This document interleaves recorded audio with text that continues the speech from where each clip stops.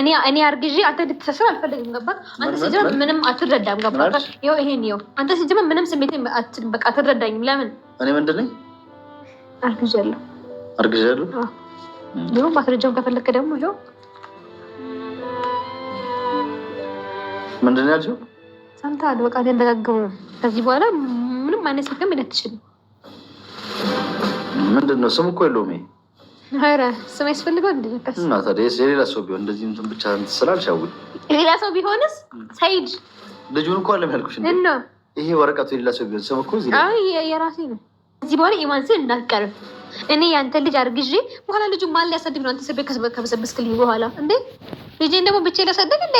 እኔ እንትን ብዬ እና ሰይድ ብታምንም ማጣን እርጉዝ ነኝ እኔ።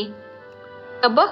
በእውነት ምንድን ነው በእውነት ማለት? ግን እጅ ያጠራለሁ ስም አንተ እንዴ ከመጀመሪያው ነው ስም እዚህ ላይ የሚጻፈው። ሰይድ እንዴት ነው ስም እዚህ ላይ ይጻፋል? እንዴ እዚህ ላይ ይጻፋል? ስም እዚህ ላይ አይጻፍም። ከፈለክ ደግሞ ሄደህ ማስመረጥ ትችላለህ። እንትን እላለሁ። ለማንኛውም እርጉዝ ከሆንሽ መብሩክ፣ እንኳን ደስ ያለሽ። የእውነት እርጉዝ ከሆንሽ እንኳን ደስ ያለሽ።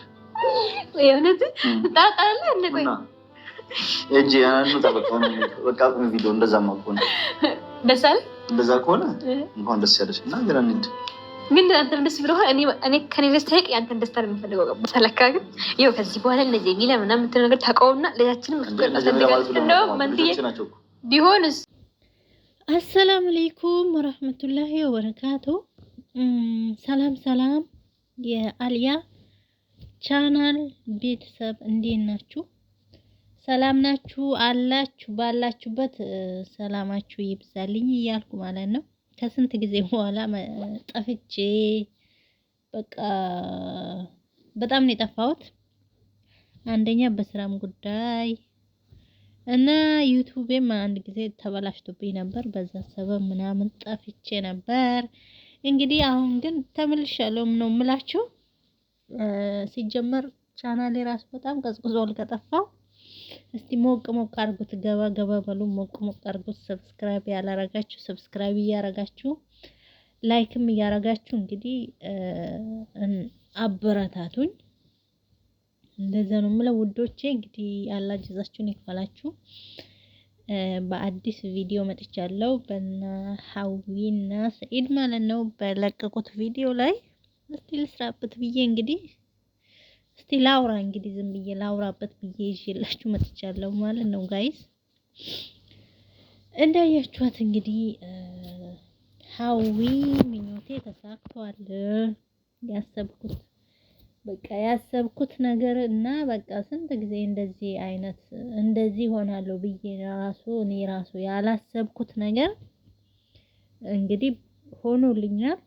በቃ በጣም ደስ ብሎኛል ምናምን ብላ ሀዊ ሱመያን አልኩ ሰኢድ ሰፕራይዝ እያረገችው ማለት ነው። እንግዲህ ሀዊዬ እንኳን ደስ አለሽ። ግን ሱመያ ደግሞ መታ አላ ጊዜው ማለት ነው ሰዓቱ ሳይደርስ እንዳታስወጣው ነው የፈራውልሽ ማለት ነው። ለምን ትንሽ ገፋ እስከሚል ራሱ ባትናገሪ አሪፍ ነው። እንደራሴ ያኔ የማውቀውን ያህል ምክር ነው ጋይስ፣ እንደዛ ነው ብለው እንግዲህ ለማንኛውም እንኳን ደስ አለሽ። ሰኢድም እንግዲህ ደስ ብሎታል ብለን እናስባለን። ሱመያም ደግሞ ደስ ይላታል ብለን እናስባለን። እንደዛ ነው የምንለው እንግዲህ ሀዊዬ በሰላም ተገላገኝ ነው እንደሚባለው። እኮ አላቅም ጋይስ። ዱአ ማድረግ እና ዱአ አርጉላት ማሻአላ ብለናል። እና ሱመያ ደግሞ ጠፍታለች ሲጀመር ይሄን ሰሞን ማለት ነው። ቪዲዮም እየለቀቀች አይደለም። እነ ሰኢድም ሲጀመር እየለቀቁ አይደለም። ግን ይሄን ሰሞን ዩቲዩብ ራሱ ቀዘቀዘ። በእነሱ ነበር እኛ ራሱ ሻሻሻ ምንለው ማለት ነው። አረ ቀዘቀዙብን ነው። ታረቁ እንዴ ጋይስ? ሳይታረቁ አይቀርም በቃ ሱመያና ሰኢድ እና ለምን ጠፉ? እውነት ለመናገር ሱመያም ጠፋች። በምን ምክንያት ነው? በዛው በልጅቷ ያቺ ልጅቷ ግን እኮ ዩቲዩብ ይከታተላሉ እኔ አልሰራም እንጂ ማለት ነው የእነሱን ቻናል በዛች የልጁ እናት የተባለች ማለት ነው። በቃ በዛው ቀረ መሰለኝ። አንድ ጊዜ ሰኢድና ልጅቷ ቪዲዮ ሰርቶ ነበር ሚስጥሩ ሊያስወጣት ጫት ምናምን አስቅሟት ማለት ነው ሰኢድ እሷ አላወጣም ስትል በቃ አስመቅረኛ ነው ምንድነው የሚባለው? ጫት ሲቅሙ የሚመረቅ ነው ማለት ነው። አንዳንድ ሰው ሲመረቅን ያወራል ይላሉ። እንግዲህ እንደዛ አርግቶ አስወርቷት ሚስጥሩን አስወጧት። እሷም ተናዳ በሱ ሰበብ ተናዳ ምናምን ጠፋችን። ያኔ እንዳወራው ሰኢድ ይቅርታ ጠይቋን ነበር። በጣም ይቅርታ ቤተሰቧ ጋርም ሄጄ ይቅርታ ጠይቃታለሁ።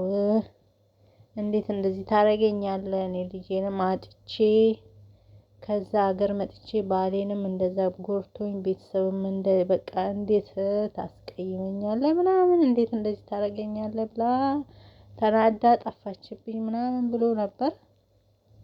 እንግዲህ እንዳያችሁት ነው። ይቅርታ ጠይቃታለሁ። ምንም ቢሆን ኢንሻአላህ ምንም ሆነ ምን በሁሉም ነገር እክሳታለሁ። እንግዲህ ከጎኗ ነኝ ምናምን እረዳታለሁ እያለ ነው ሰኢድ። እንግዲህ ምንም ማድረግ አይቻልም። ግን ከዚህ ሁሉ እኮ ነበር ከዚህ ሁሉ ይሄ ልጁን ወስደው እንግዲህ በቃ ታውቋል ሰውየውም አውቋል አይደል? ባሏ ማለት ነው። የሱ ልጁ የሱ እንዳልሆነ ካወቀ ያኔ በቃ ምንም አሁን እኮ በቃ ይፋ ወጥቷል። የሚደባበቅ ነገር የለም። ከዚህ ሁሉ እሱ ዋንጫ አስቅሞ አስመርቆ ያኔ ያልሆነ ነገር ውስጥ ከሚገቡ ሚዲያ ላይ ወጥተው ማለት ነው ሄደው አስመርምሮ ሰኢድም ያኔ ትዳሩ እንዲስተካከል ወደ ሱመያ መመለስ ከፈለገ ሄደው ልጁ ራሱን አስመርምረው በቃ ያለውን ነገር በማውራት በመነጋገር ቢፈቱት አሪፍ ነበር ይመስለኛል። እኔ እንደራሴ ማለት ነው። ከዚህ ሁሉ አሁን እሷ ሰኢድም የራሴን ህይወት አስተካክላለሁ ብሎ የልጅቷን ህይወት ድሮም ጠፍቷል አሁንም ያባሳል ሌላ ነገር ውስጥ አስገባት ማለት ነው። እንግዲህ ምን ይደረጋል?